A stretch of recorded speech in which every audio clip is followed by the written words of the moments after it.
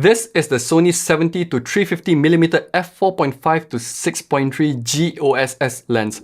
If you're looking for a Sony APS-C telephoto lens, this is one of your few options without, just buying a full-frame telephoto lens.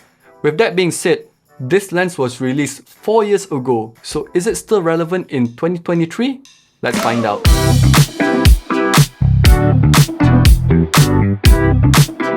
Now, this isn't going to be a review of this lens. You can find plenty of those on YouTube. I want to focus more on my experience and use case throughout my time with it. I'll be pairing this lens with the Sony FX30, which makes this a compact yet powerful setup for shooting cinematic content from a distance. I also like the fact that the lens comes with optical steady shot. It works hand in hand with the FX30 IBIS to produce smooth handheld footage. So I've had this lens for close to a month now, and I'm 100% sold on having a telephoto lens in my travel kit. Whether it's for shooting wildlife, street photography, or even events, this versatile lens can do it all. If that wasn't enough reasons for me to own this lens, it just so happens to perfectly fit in my nomadic Mikonan sling, and there's still room for another smaller lens. Recently, I was in Sabah and Sarawak for a short trip. It wasn't a content-focused trip, but I still brought my camera sling with me anyway. Whenever I had some extra time, I'd quickly explore the city and take some shots. Now, I'm no pro photographer. In fact, I think I take terrible photos, but these shots with the lens turned out pretty okay.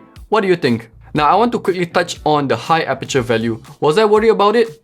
Definitely. As someone who's always been brainwashed about having the lowest f-stop lenses, the 4.5-6.3 aperture value did scare me a bit. But I'll tell you what, if you're shooting outdoors, especially during the day, don't be surprised if you'll be cranking the aperture value way above 6.3. That's exactly what happened to me for my 2 trips. It was so bright during the day that the higher aperture value actually worked in favor of my situation. Anyway, when I came back, I knew I wanted to put this lens to a proper test by capturing some wildlife content. So instead of going into the forest and capturing some birds, I just went to the KL Bird Park. Again, we are greeted by the majestic bright sun, but it's not going to be a problem for this lens. So let's go in and get some shots.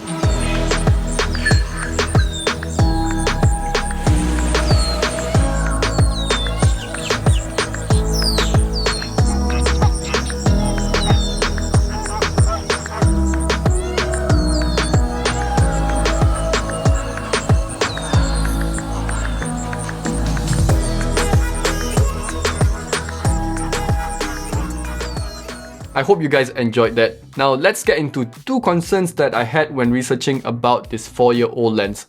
First things first, image sharpness. For a casual user like me that posts to social media, this lens produces great images. You saw the sample photos, everything is in focus all the way from the center and out to the edges.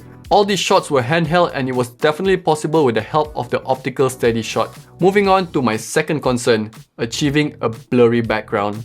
Let's face it, it's not a fast lens. With that being said, if you zoom all the way in, you can still get a decent amount of bokeh surrounding your subject. I find myself always pushing the lens to 350mm because the background compression achieved results in amazing photos. And of course, like I mentioned just now, the high aperture value works in my favor because where I'm from, it's usually extremely bright during the day. I would also assume that whoever buys this lens intends to use it outdoors rather than indoors, so the higher aperture value is not a problem at all. So what's the verdict?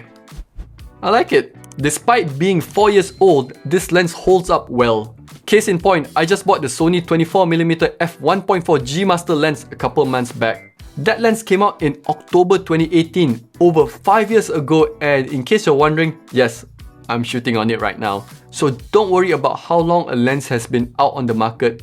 If it's good, it's gonna stay good. Now back to the 70-350mm lens.